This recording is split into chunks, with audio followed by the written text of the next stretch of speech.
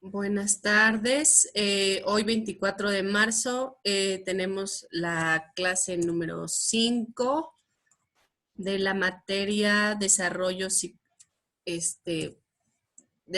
humano. Vamos a esperar unos minutitos a ver si alguien más se conecta.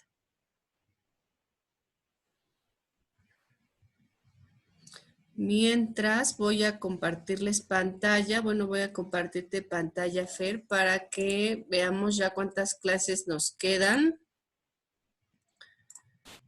Y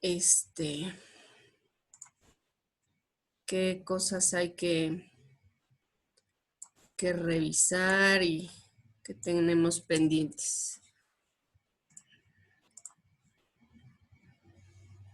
Entonces, compartir pantalla. Vamos al programa. Aquí está. Pues eran 4 temas. Hoy 24 y el próximo jueves 31 van a ser las 2 clases de este último tema, el tema 4, ¿sale? Desarrollo psicológico y su evaluación. En la plataforma pues estaban los materiales, ahorita vamos a irlos revisando y pues la tarea ya Fer ya la entregó, entonces pues bueno, vamos a estar reforzando algunas cosas y revisando otras cosas nuevas, ¿sale?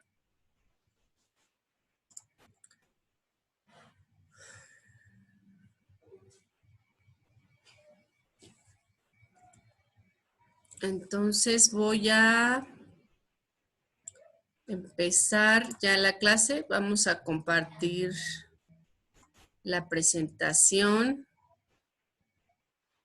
Voy a cerrar la puerta tantito porque creo que está entrando mucho ruido.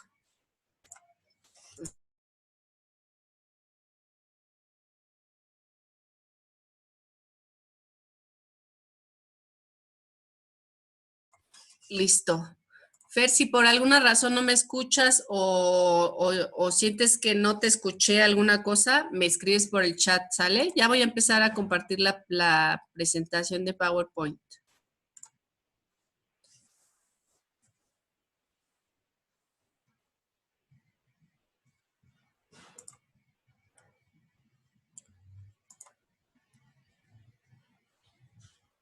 La vamos a poner así, ¿no?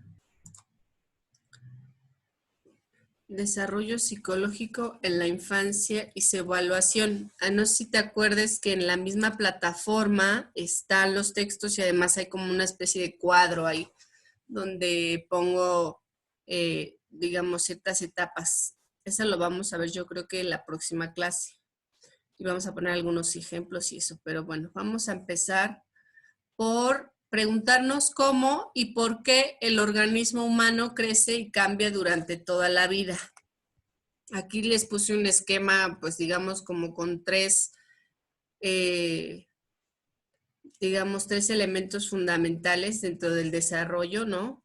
Que se consideran, por ejemplo, número 1, pues los cambios universales, las diferencias individuales, desde luego, y la influencia del contexto o el ambiente, que en general estos 3 elementos, pues bueno, nos dan cuenta de los cambios de estructuras físicas y neurológicas, así como cognitivas y del comportamiento. Son cambios que desde luego pues emergen de manera ordenada y son relativamente permanentes. ¿Qué queremos decir con eso de relativamente permanentes? Pues bueno, o sea, pensemos en el seguimiento del desarrollo de los niños, ¿no? Durante los primeros años de vida, como le llaman, extrauterina, o sea, ya cuando nacen, es fundamental tener este tipo de seguimiento porque digamos que en esta etapa o en estos primeros meses, el tejido a nivel cerebral o el tejido nervioso, pues crece y madura constantemente. Ojo, no es que después ya no lo haga, sino que los primeros meses pues es muchísimo más rápido, ¿no? Entonces, pues por lo tanto, también está vulnerable a sufrir cierto daño o expuesto. Otra cosa que también tiene durante esa etapa es la gran plasticidad neuronal, ¿no? Que tienen los niños pequeños. Es también en estos primeros meses cuando responden, por ejemplo, muchísimo más rápido a terapias o a estímulos que reciben del medio ambiente. También es fundamental que pensemos que en este periodo, por ejemplo, pues el profesional de la salud o el profesional de la educación, pues bueno, van a estar en contacto pues, constantemente con la familia e incluso pues con la comunidad en la que crece este niño, ¿no?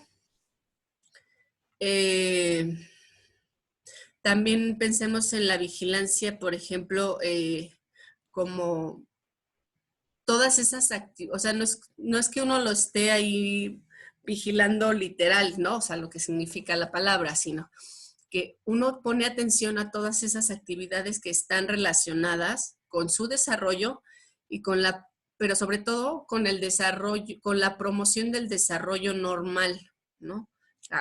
Acuérdense que aquí pues sí hay esta, digamos, esta diferenciación, ¿no? Entre lo normal y lo, pues que no es normal, ¿no? Dentro del desarrollo, pues. Otra cosa que también tiene en cuenta la vigilancia, pues es porque nos va a ayudar a detectar ciertos problemas o anomalías en el propio desarrollo, pues durante lo que le conocemos como atención primaria, ¿sale?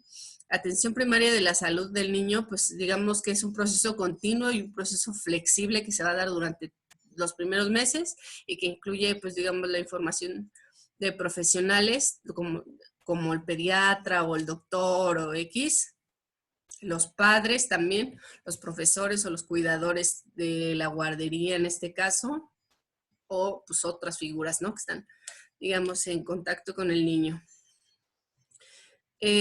También pensemos en la atención primaria, pues bueno, como esos cuidados esenciales que están basados en métodos y técnicas. Por eso te decía que no se trata solo de estarlo, o sea, estarlo mirando y nada más, ¿no? Son métodos y técnicas, digamos, muy específicas y que están científicamente fundamentadas, que son cosas que ya se han aplicado antes y que pues también tienen esta otra cosa que son pues sí, socialmente aceptables, ¿no? Porque a lo mejor puede parecer medio raro que le estén midiendo la cabeza a un niño, puede ser a lo mejor un poco impactante, pero ya con el paso del tiempo y las generaciones, pues eso ya se ha ido habituando, o sea, se ha convertido en algo socialmente aceptable, ¿no?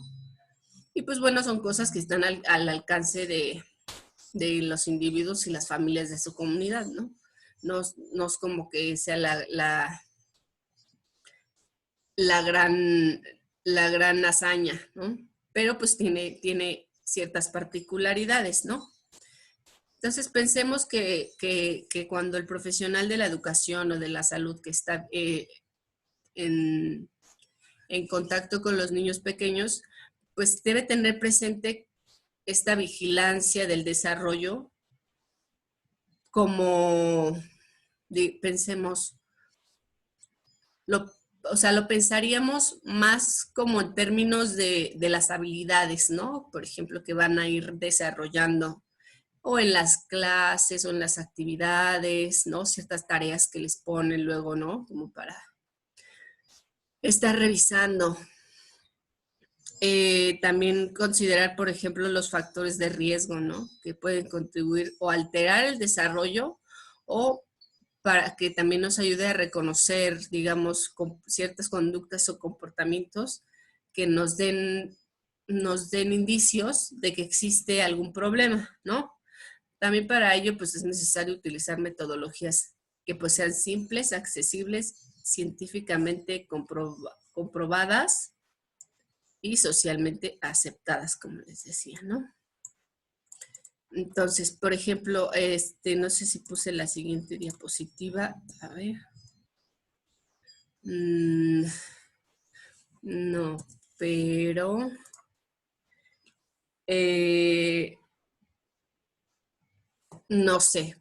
Pensemos que tanto las estructuras físicas como a nivel cerebral o neurológicas y cognitivas, pues son estructuras que están, digamos, de manera ordenada y son relativamente permanentes, sí, pero su fundamento no está en esa permanencia, ¿sale?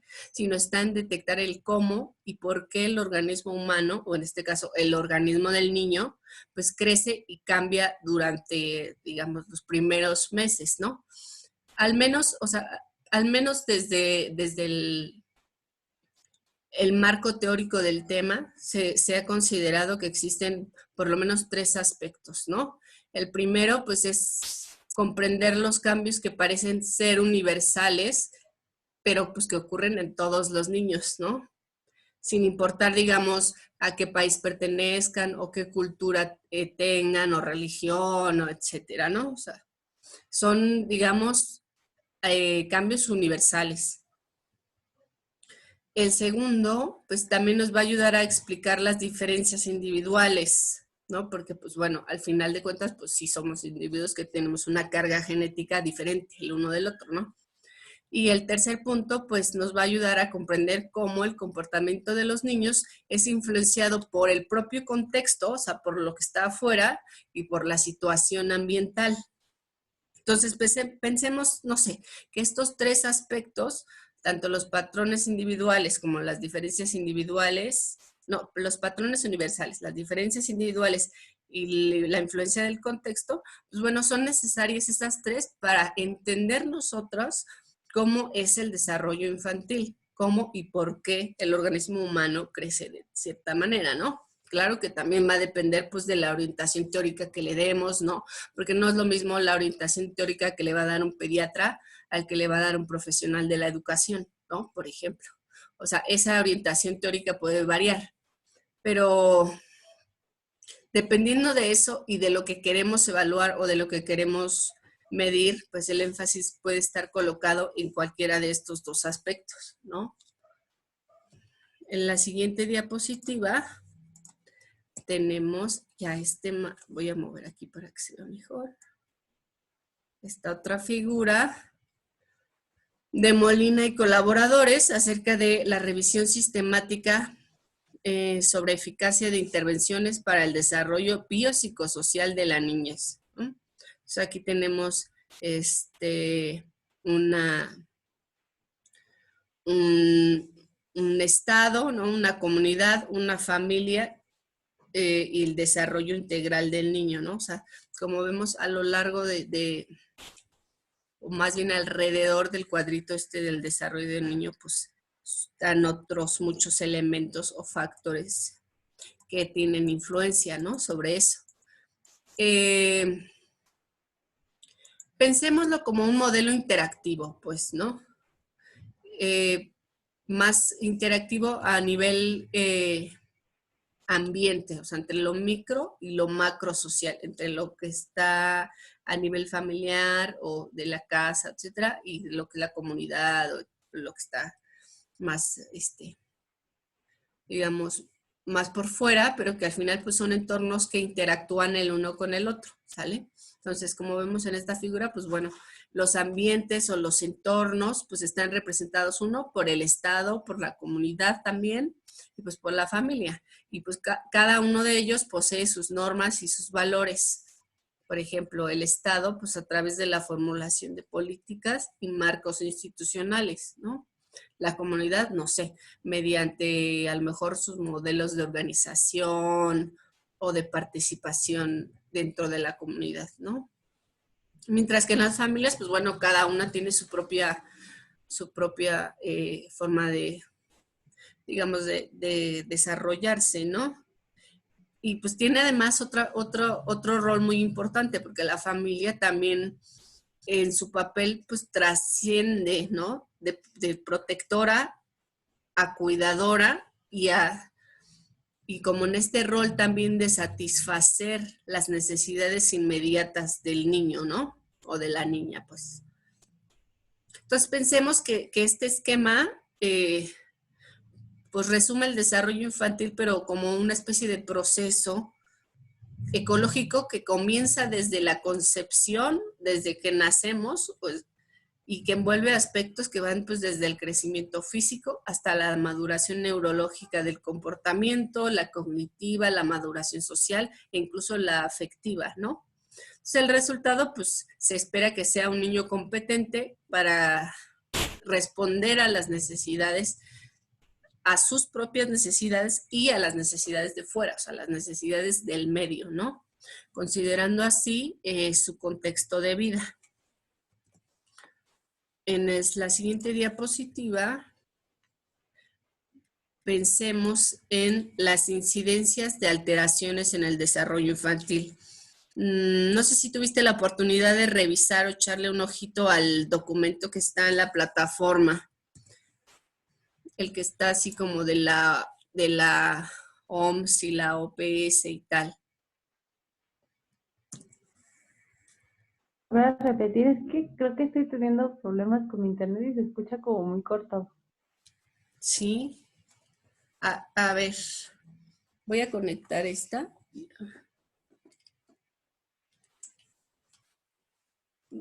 ¿Ya me escuchas? ¿Me escuchas? ¿Me escuchas?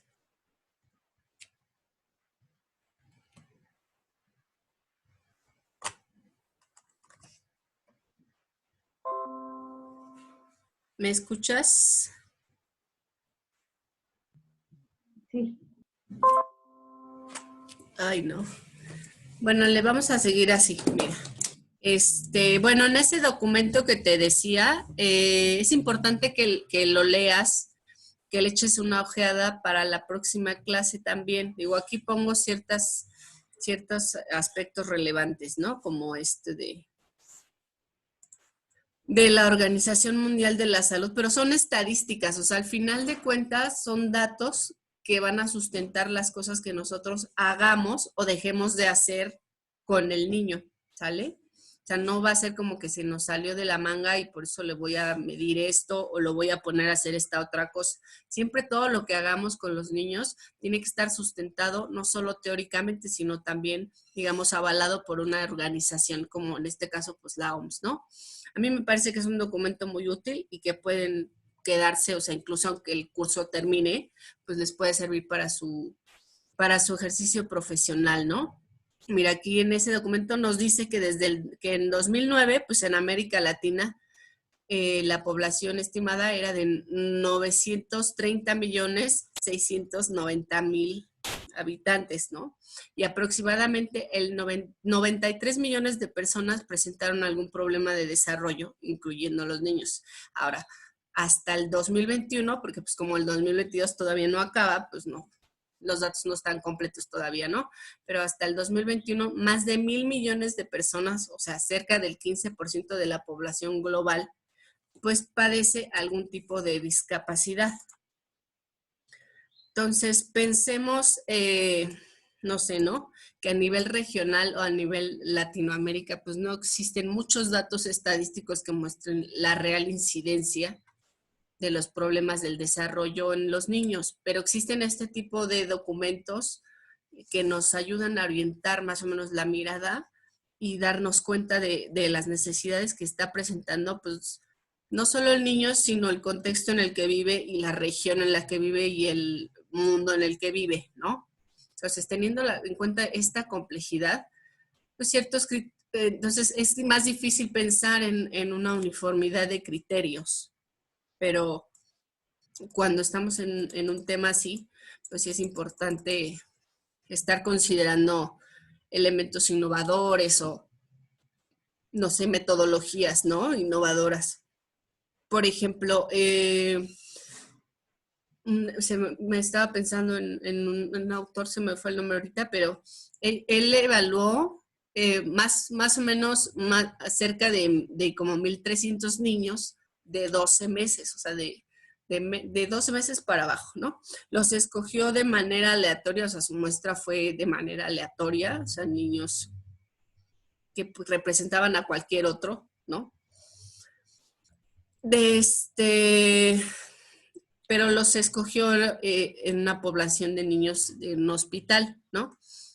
Uno de los resultados más relevantes que encontró fue que cerca del 34-35% de ellos pues, presentaron un riesgo de retraso o algún problema en el desarrollo, ¿no?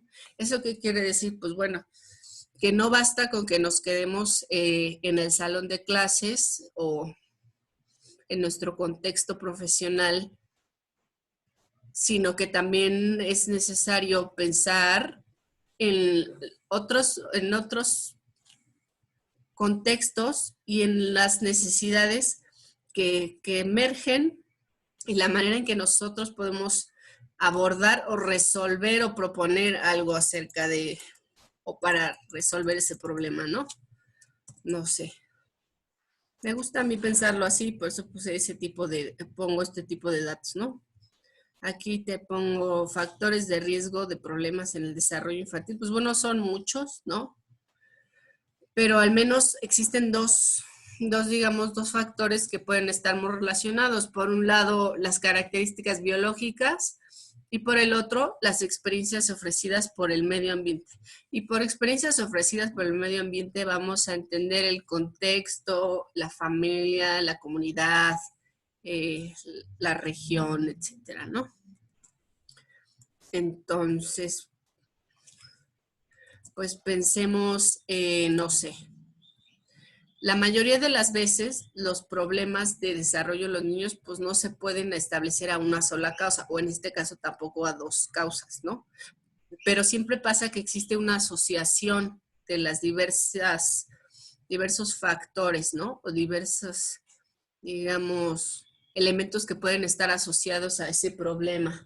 Si pensamos en el desarrollo del niño como un resultado de esa interacción, pues entonces vamos a poder ver como con más claridad los factores adversos en estas dos áreas, ¿no? Tanto el medio ambiente como en lo biológico. Y que son cosas que pueden alterar o producir un daño. Pensemos que a la probabilidad de que eso ocurra, o sea, de que existan factores adversos, se le denomina en el campo como riesgo para el desarrollo, ¿no? Entonces, por ejemplo, la primera condición para que un niño se desarrolle de manera adecuada o que se desarrolle bien es, no sé, el afecto de su madre, ¿no? O de su cuidadora primaria o de la persona encargada de su cuidado. No sé. O sea, y entonces podría decir que a lo mejor la falta de ese afecto o de ese amor en los primeros años de vida dejará marcas definitivas, constituyendo uno de los riesgos más importantes para un buen desarrollo. No sé, la mayoría de los estudios pues también clasifica los riesgos de ocurrencia de estos problemas en el desarrollo como riesgos biológicos o riesgos ambientales. Pensemos, los riesgos biológicos, ¿cuáles son? Pues bueno, los que se les llaman los pre y postnatales, ¿no? O sea, antes de que nazcan, cuando están en el proceso ya casi de nacer, ¿no? Y cuando ya nacieron. Entonces, esos riesgos biológicos, pues claro que resultan en la probabilidad de daño en el desarrollo del niño, ¿no? Pueden separarse en al menos aquellos que ya están establecidos, ¿no? Como problemas médicos o problemas a lo mejor de origen genético, ¿no? Un buen ejemplo de eso, pues no sé, podría ser las malformaciones genéticas, ¿no? El síndrome de Down, otros síndromes genéticos. Otro riesgo también que existe es la prematurez, la hipoxia también, la hipoxia cerebral, ¿no? La meningitis o la encefalitis, cosas que pues toda la vida se han escuchado, ¿no? En las generaciones. Otro elemento de riesgo podrían ser las experiencias, digamos, adversas, ¿no? Adversas de la vida o ligadas al contexto familiar o al medio ambiente o a la sociedad, ¿no? Son consideradas como riesgos ambientales por ejemplo, las malas condiciones de salud, ¿no? De desarrollo, o sea, que no tengan agua, por ejemplo, en su colonia, ¿no? La falta de recursos sociales o recursos educativos, ¿no? Que no haya escuelas. Otro elemento puede ser la desintegración familiar, ¿no? Las malas prácticas de cuidado, todo ese tipo de elementos que pues al final también son experiencias adversas, pero que están ligadas al contexto inmediato, ¿no? En este caso, pues a la familia. Vamos a pasar a la que sigue.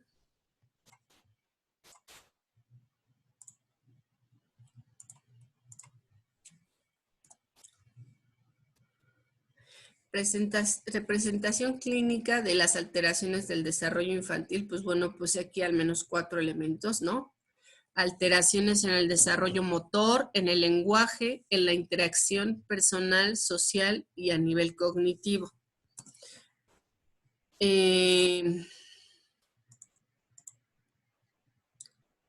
No sé, pienso que a lo mejor son este tipo de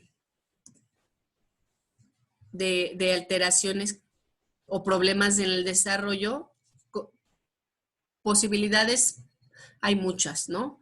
Pero este tipo de problemas, pues se puede presentar de diversas maneras, ya sea una o como alteraciones en el desarrollo motor o alteraciones en el lenguaje, que también se da muchísimo, ¿no? Otra es en la interacción personal, social, a nivel cognitivo. Entonces, pensemos que en este punto lo que nos tratan de decir los autores es que la mayoría de las veces existen compromisos que afectan más de una función. Es decir, ¿no? Por ejemplo, pensemos en el niño que tiene alteraciones funcionales mixtas en el desarrollo. Entonces, un niño con parálisis cerebral pues presenta, digamos, primordialmente alteraciones en el desarrollo motor, y también la posibilidad de tener otras alteraciones en el desarrollo del lenguaje y pues en la cognición también, ¿no? Otro ejemplo puede ser, no sé, un niño con hipotiroidismo, ¿no? Con un hipotiroidismo congénito. Entonces, y si no es tratado adecuadamente, pues bueno, va a presentar alteraciones en el desarrollo motor, en el lenguaje, a nivel cognitivo, y pues eso va a ser, digamos, un problema a la larga, ¿no? Otro tipo de problemáticas que existen son los niños con problemas auditivos, ¿no? Porque pues ellos también van a presentar alteraciones en el lenguaje o a nivel cognitivo. Los niños autistas, pues ellos en su mayoría van a tener problemas en la interacción personal, social y en el lenguaje. O sea, en resumen, pues estos ejemplos que les doy no, nos dan cuenta de la presentación clínica de los niños con problemas de desarrollo, pero que esos problemas varían mucho, ¿no? No solo en relación al tipo de retraso, sino también en relación a la intensidad de ese retraso. Entonces, esas cosas, pues sí se pueden, sí se pueden medir y cuantificar y aportar al tema, ¿no?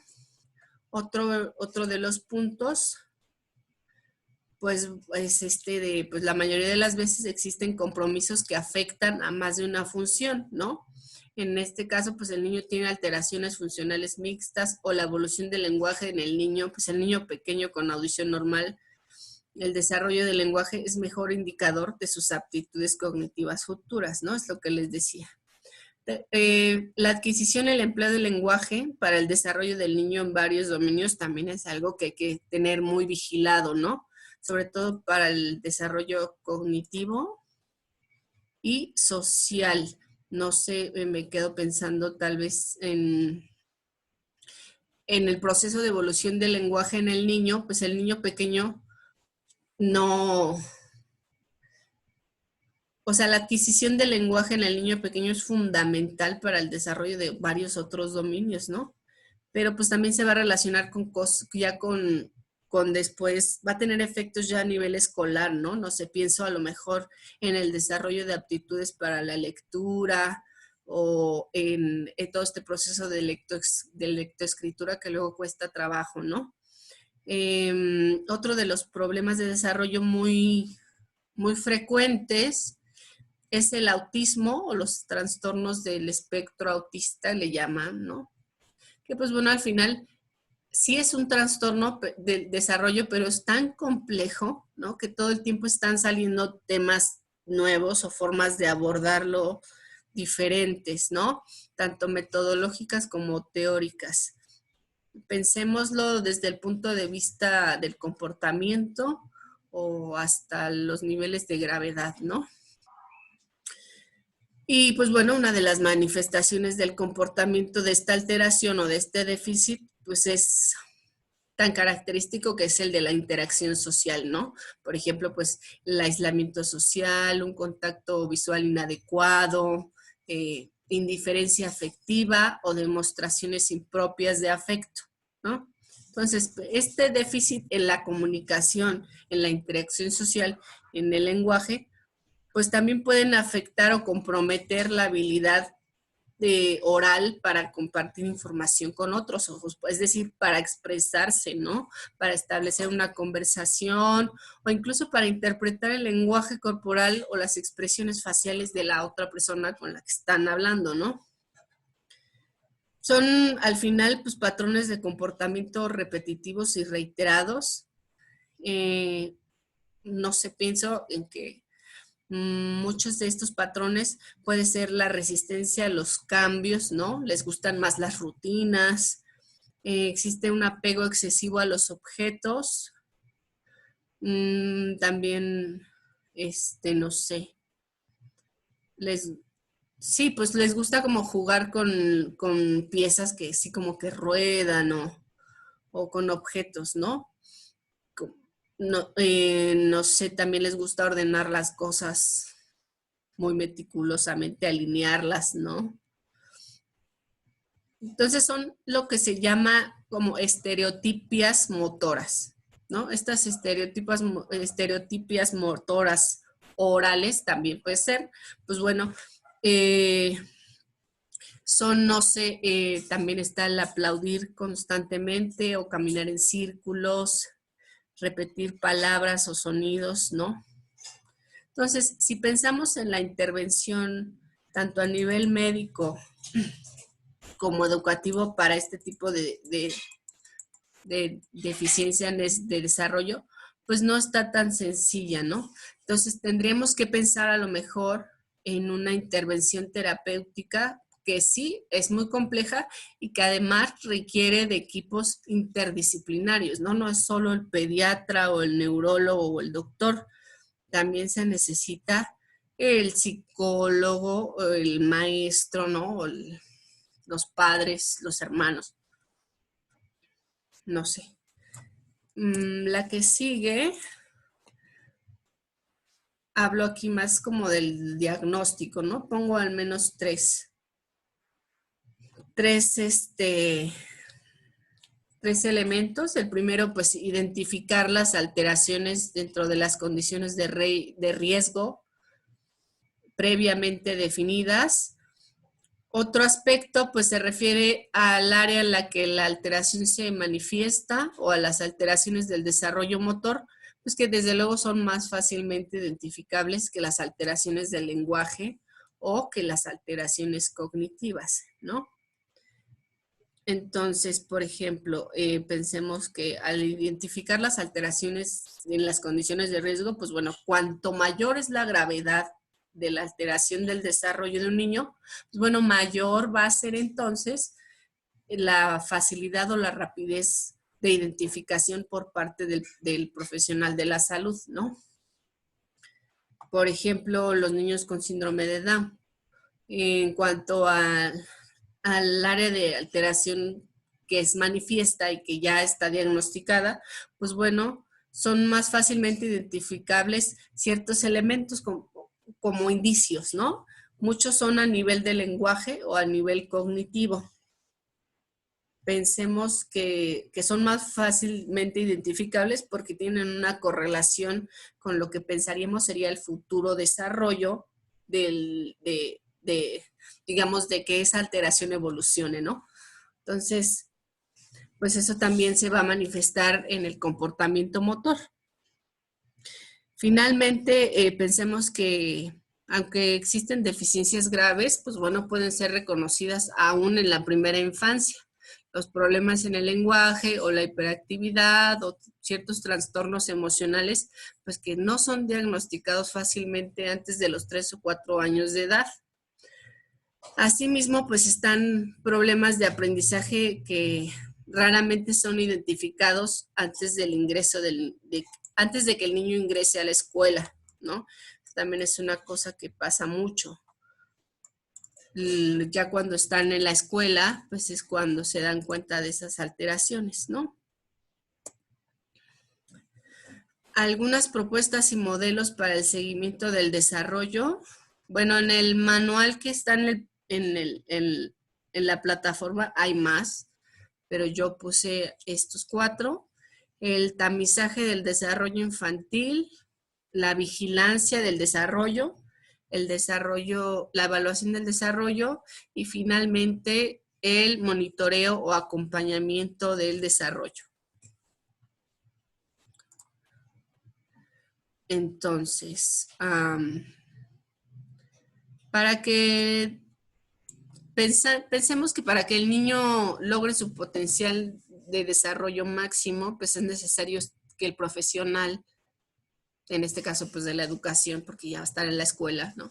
Pues esté atento a su evolución normal, ¿no? Y a ciertos factores que podrían intervenir en esa evolución. Por lo tanto, pues va a ser necesaria una capacitación, no solo de los familiares, ¿no? Sino también de los profesionales que van a estar alrededor, o sea, en este caso, pues de los maestros, ¿no? Y que pues pueden ayudar a una identificación, digamos, más oportuna y hacer referencia a un posible tratamiento. O sea, a veces el maestro o la figura de la maestra o la cuidadora dentro de la guardería funciona como un filtro previo, ¿no? Para canalizar luego a los niños a un área más específica, ¿no? O sea, ya sea pues a un neuropsicólogo o a un tratamiento más médico, digamos, ¿no? Entonces, pues bueno, no sé, el tamizaje del desarrollo, ¿ya habías escuchado algo acerca del tamizaje del desarrollo, Fer? La verdad es que no. Bueno, pues a grandes rasgos, piénsalo como que es un proceso de control metodológico del desarrollo de los niños. Es un proceso para controlar el desarrollo de los niños o monitorearlo, ¿no? De los niños que están aparentemente normales. Esto pues lo hacen con el objetivo de identificar a aquellos niños o niñas pues con alto riesgo de alteraciones del desarrollo. Se pueden utilizar o pruebas o escalas o tareas, exámenes o distintos tipos de procedimientos. Otro también muy usado es la vigilancia del desarrollo. Esa me gusta más porque comprende, digamos, todas las actividades que van a estar relacionadas no solo con cómo se desarrolla, sino cómo vamos a promover ese desarrollo, ¿no? Cómo vamos a procurar que el desarrollo de ese niño sea lo más adecuado posible, ¿no? Entonces, en esa promoción del desarrollo, pues también se considera una detección de problemas, ¿no? De los problemas que pueden estar, digamos, influyendo en el desarrollo, ¿no? Entonces, en este sentido, también la figura educativa está como en esta especie de atención primaria, ¿no? Atención primaria de la salud. Es lo que te decía, como un filtro. Somos un filtro previo. A veces son los papás, ¿no? La familia, pero luego ellos no tienen los conocimientos que pues nosotros estamos desarrollando, ¿no? En clases como esta. Entonces pensemos que la vigilancia del desarrollo pues es más bien un proceso continuo, un proceso flexible, pero que entrega información tanto a la familia como a los profesionales de la salud o a otros miembros de la comunidad, ¿no? El otro que te pongo aquí es la evaluación del desarrollo. Pues esa es más como un tipo de investigación detallada de los niños, ¿no? O sea, ya como una especie de historial clínico, ¿no? Y se hace pues con los niños que ya tenemos más o menos a lo mejor, una sospecha, ¿no? De que pueden presentar ciertos problemas del desarrollo. Entonces, generalmente esta evaluación es multidisciplinaria y se basa en un diagnóstico, digamos, clínico, ¿no? O sea que a lo mejor la maestra se le acerca a la del servicio social y luego la del servicio social se acerca con la doctora de la escuela y luego con el especialista, no sé, ¿no? O sea, al final el problema no es solo de uno, ¿no? O sea, no solo del niño, sino también de nosotros como miembros de la sociedad, que tenemos que hacer algo para que promovamos y procuremos ese desarrollo lo mejor posible, ¿no? Otra podría ser el monitoreo o acompañamiento del desarrollo. Eso también me gusta mucho porque consiste más como en asistir de forma cercana o de forma más, sí, sí, a como acompañar el desarrollo del niño, ¿no? Pensémoslo así, sin que esto signifique pues una aplicación de una técnica o de un proceso específico, o un test o una medición. No, no, es más como un acompañamiento, ¿no? Puede ser periódico o puede ser continuo, o sea, sistemático o informal, ¿no? En pocas palabras.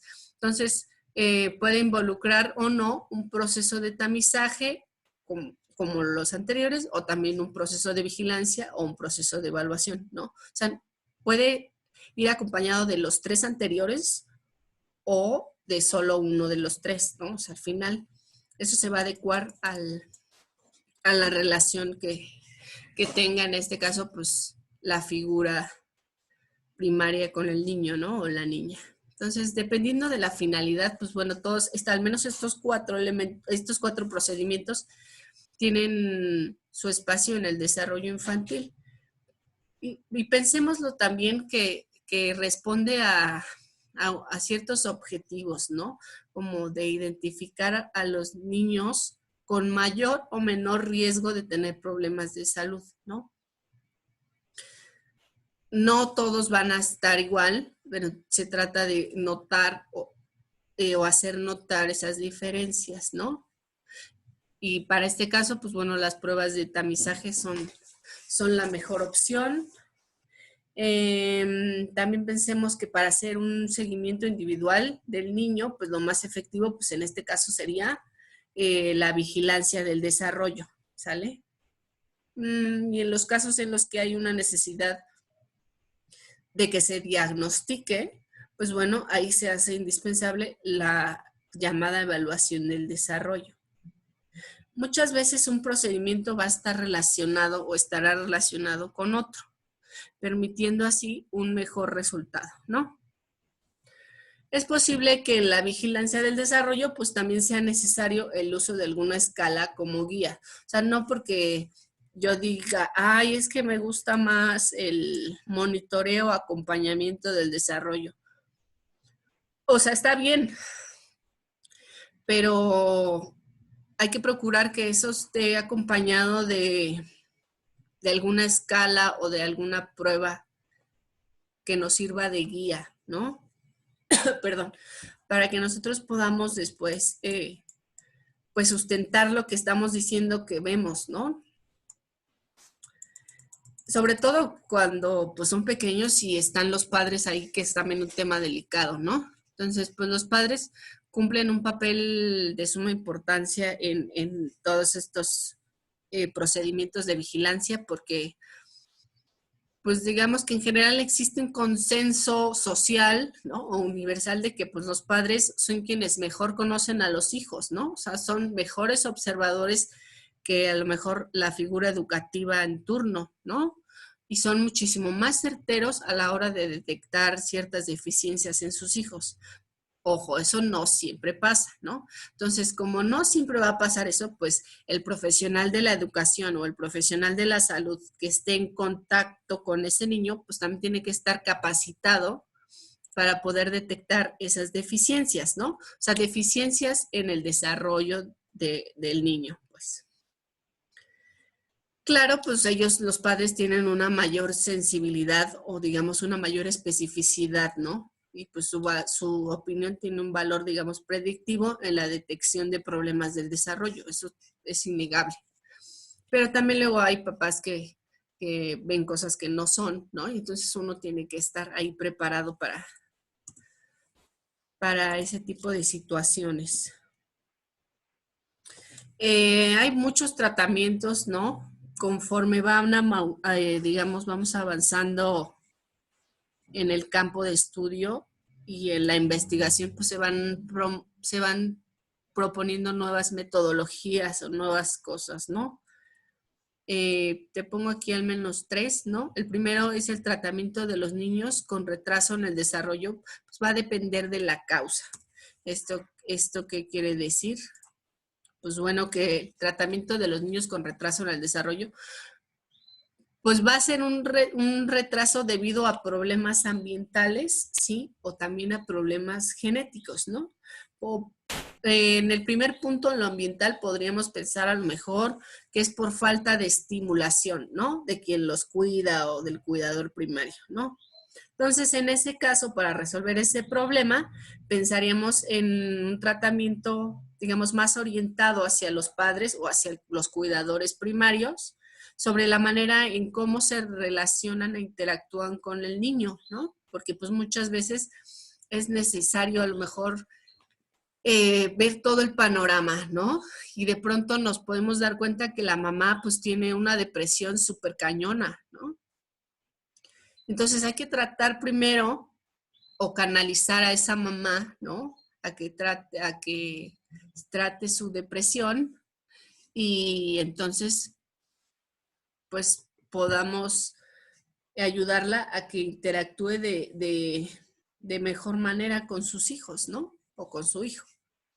Entonces, eso por un lado, ¿no? Porque pues siempre existe este riesgo de que si existe una patología también de que esté retrasando o provocando el retraso, pues ese también es otro factor muy importante, ¿no? Entonces aquí te pongo el ejemplo de la toxoplasmosis y el hipotiroidismo congénito. Hay muchos, pero puse esos porque pues siento que en ese tipo de trastornos es necesario un tratamiento médico, ¿no? O sea, con medicamentos y que se tiene que hacer lo más pronto posible. Además del tratamiento médico, tiene que ir acompañado de un tratamiento que le llamamos un tratamiento funcional, ¿no? Que es funcional con un equipo multidisciplinario, o sea, el pediatra, el neurólogo, el psicólogo, el fisioterapeuta, el terapeuta ocupacional, los maestros de la escuela, el cuidador, la niñera, etcétera, ¿no? Los de la misma familia, los hermanos o los papás. Entonces, ese tipo de tratamiento funcional, pues también debe hacerse lo antes posible, ¿no?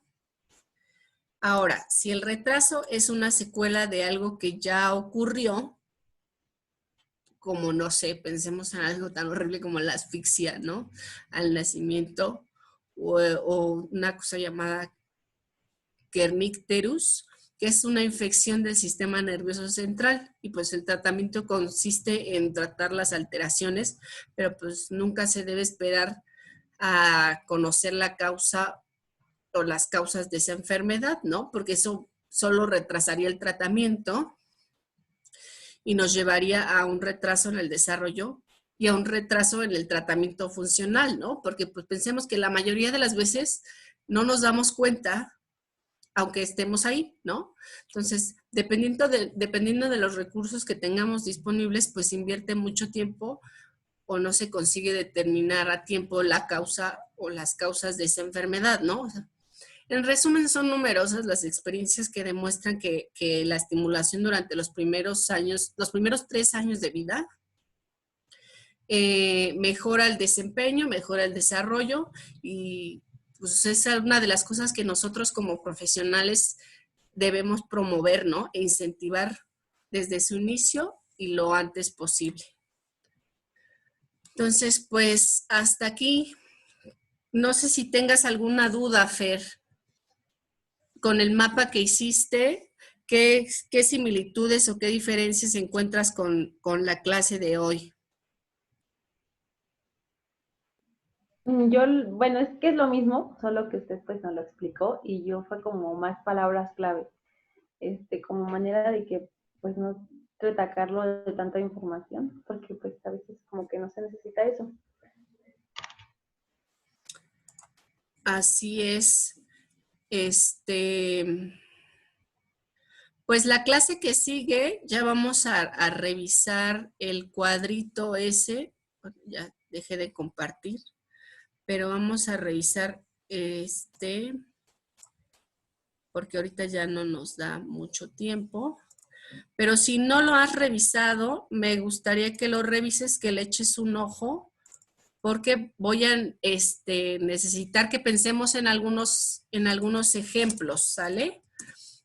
Entonces, a ver, te comparto rapidísimo para que puedas ver de qué cuadro te estoy hablando, ¿no?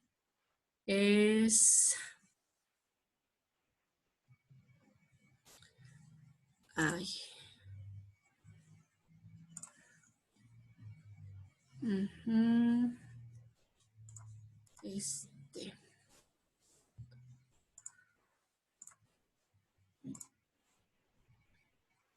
Acá está. Mira, es este. Está en la clase número 4, bueno, en el tema 4, que es algunos reflejos del recién nacido. Está dividido en la aparición y desarrollo, los reflejos y el significado. Entonces, pues bueno, ahí están más o menos descritos, resumidos. Entonces, para que la próxima clase lo traigas leído y pienses en algún ejemplo o varios ejemplos, ¿no? ¿Sí? Sí, sí, sí, sí. Tengo una súper duda. Dime. Lo que pasa es que hubo un trabajo en donde tenía que entregarlo con Arial de Sí. número 12, la letra. Es que no utilizo Word para hacer mis tareas. Por eso puse una letra que más o menos pareciera y si es del tamaño que usted me pidió. Entonces, nada más para comentarle que algunos trabajos, o sea, no los hago en Word, sino los hago en otra aplicación y no tiene esa parte de la tipografía. Bueno, sí es algo que entonces voy a tener en cuenta. De todas formas, el contenido está bien, entonces pues no te preocupes por eso, lo checamos, ¿sale? Nos vemos la próxima clase, Fer. Hasta luego, bonita tarde. Igualmente, hasta luego.